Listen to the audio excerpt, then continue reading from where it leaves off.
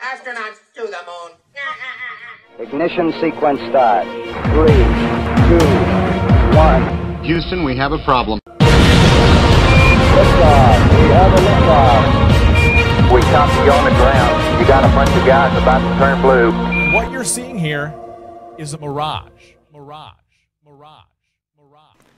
What's going on, everyone? It's JERANISM here with an interesting video for you. Let's talk quickly about Edward Alexander Crowley, aka Aleister Crowley, aka Frater Perdurabo, aka the Great Beast, 666.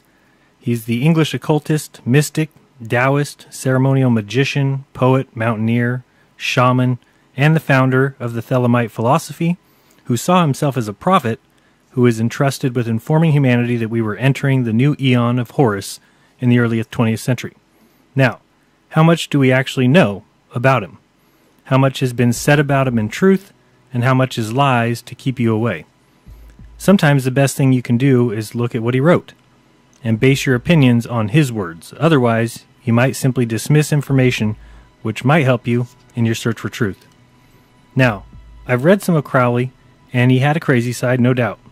Did he invoke an otherworldly being to help him dictate his writing of the Book of the Law? No, I doubt it. He later wrote Equinox of the Gods, and he then believed that the entity Aiwass, who he had said earlier was this god that he channeled to write his book, was actually a man as he was. And the Book of the Law, said to be inspired by Aiwass the minister, is actually an anagram for I sin, I was the master. When the Book of the Law is studied, it can be seen to be a set of ciphers and riddles meant to conceal the lost words of the Temple of Solomon, which Crowley claimed to have discovered while researching the Zohar and Freemasonry. So in my mind, anyone who dismisses reading any of his work is not really looking for the truth.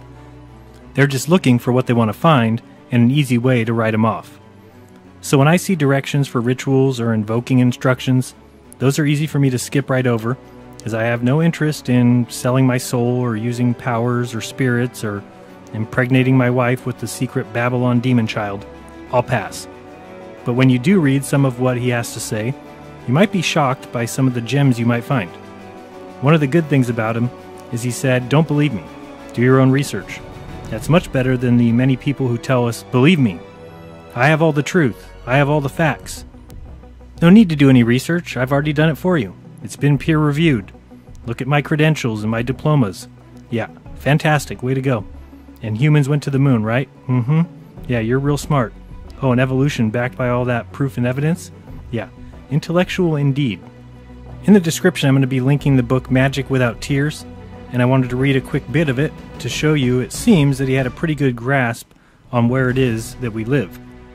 So yeah, he studied the Zohar, which is the foundational work in the literature of the Jewish mystical thought known as the Kabbalah, and he did go on to found his own occult society, the AA, which can mean lots of things: Argentium Astrum, or Astron Argeron, or Aric Anpin, or Arcanum Arcanorum, which means secret of the secrets, or Angel and Abyss, or I've even heard Atlantean Adepts.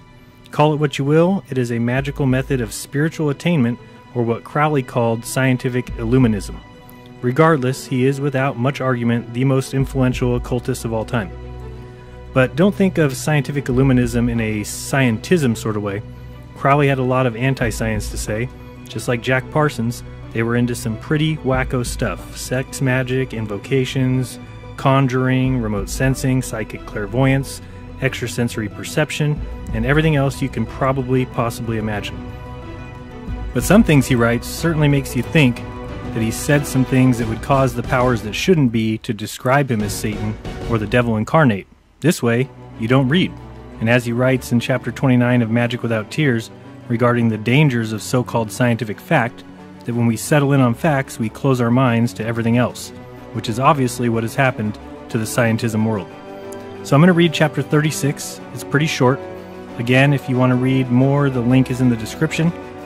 To buy the book, though, you're going to need to be rich. Or you can just start a Flat Earth YouTube channel and you'll be rich pretty quick. Missa! Where's my caviar? Just ask the chef. Oh boy. I hate that chef. Anyway, you can see here that a 1954 first edition is $3,000 on eBay. Or here's one for $2,000 on Biblio. or you can get one, a more recent copy, for like $100 or $200, or you can read it for free in the link below. Or you can call him Satan and not read a word. Totally up to you. The book consists of Crowley answering 80 questions asked by his female students, so each letter is addressed to Kara Soror, which means sister of the sorority. In my opinion, you can get a great view into the world of the magical philosophy, and it's really an entertaining read. The candidness with which he writes makes people wonder why he was ever so cryptic in his other books, but also you can tell he was kind of learning as he went, and he answers questions pertaining to the OTO, Book of the Law, his ideas on meditation, yoga, and even possibly flat Earth? Huh? Let's see. Here comes chapter 36. Kara Soror. We settled what gods, angels, demons, and elementals were some little while ago. We also wrote of how they live, so now, insatiable seeker, you ask where. But surely, even as a child, did you not sing that immemorial Gregorian plain chant? There's a friend for little children above the bright blue sky. Simple enough, a nice flat earth. Sun, moon, stars, planets, satellites hung up to dry, with occasional meteorites and comets jazzing about to vary the monotony. Above all that, this bright blue floor, based upon records and advertisements for the Riviera. Just like that, and above that again, the Jew jeweler's hashish dream of heaven, see the Apocalypse, a vulgarization of Baudelaire's still shining mirror world. How right Rome was when she put her foot down on great Galileo and his upstart kind. But she did not do the job properly. She should have brewed a bogus bogey tale to frighten people off astronomy forever. But perhaps it was already too late. The mischief had struck roots too deep for her. What had these wizards wrought? Those lovely medieval charts, celestial, that still enchant us by sheer beauty and sublimity, had been made a mockery by those sinister adepts of sorcery. No more flat earth on 4 pillars? On. In India, the earth was supported by an elephant who stood on a tortoise, who, no floor above, nothing but empty space with swarming galaxies, no room for heaven, simpler to call Olympus or Meru the home of the gods. Believe it or not, don't ask questions. Yet all the time the difficulty is of our own silly making. The most elementary consideration of the nature of the gods, angels, demons, and the rest is shown by the peculiar faculties, stamps them all instantly as beings pertaining to more than 3 dimensions. Just as no number of lines is enough to produce the smallest plane, as a cube is capable of containing an infinite number of squares, so far from there being no room for heaven, there is absolutely nothing but room. Yet, of course, the nature of that space is forever incomprehensible, nay, inconceivable, by any being of a lower dimension. Only when we have succeeded in uniting our conscious 3-dimension with our unconscious 4th-dimensional self can we expect even a symbolic conception of how things go on in them fern parts. Speculation on such points is unpardonably profitless. I have only devoted these few paragraphs to the subject because it is useful to rebuke the somewhat soapbox type of critic who thinks to refute the whole thesis sunt demonis by the snook cockery query quo stet Olympus. Aleister Crowley, Magic Without Tears, Chapter 36, 1954. Yeah, well, they gave Copernicus an inch and a little more for Big G Galileo, and soon came Newton, and all of a sudden, we got a magic act all right. Jupiter's so big, you can put 1,300 Earths inside it.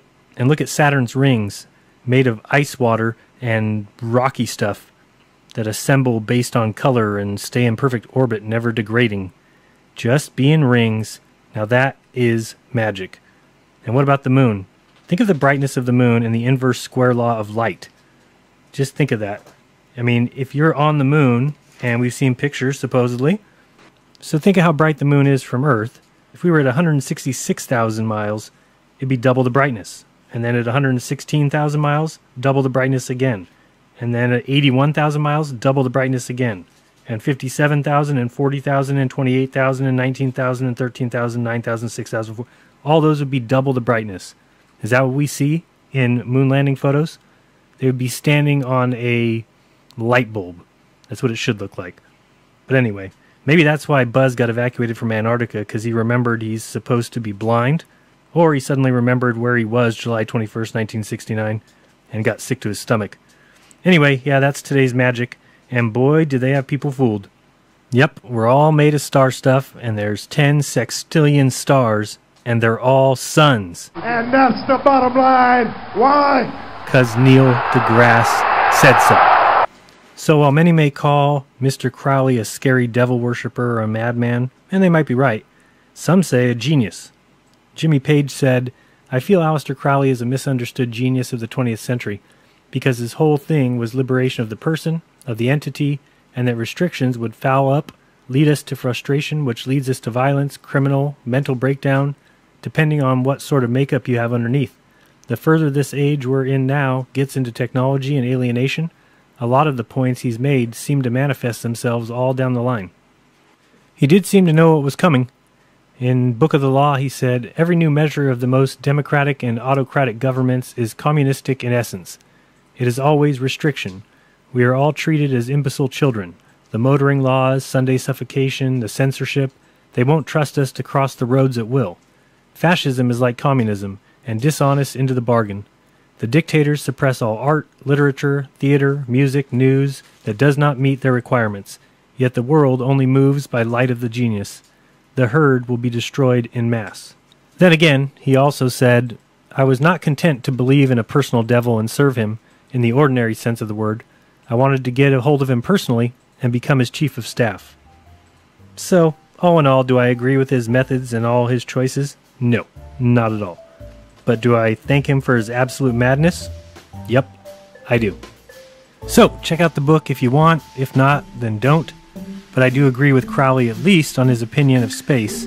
It isn't for us to know. It's inconceivable for us. Possibly another dimension. But someone told us they do know. They told us exactly what it is, and it's just a vacuum with like 10 sextillion suns. And no one will ever reach any one of them. I guess we're just a big cosmic accident. So before all of us get eaten by worms, be kind, don't lie, and open your mind, because there's truth inside.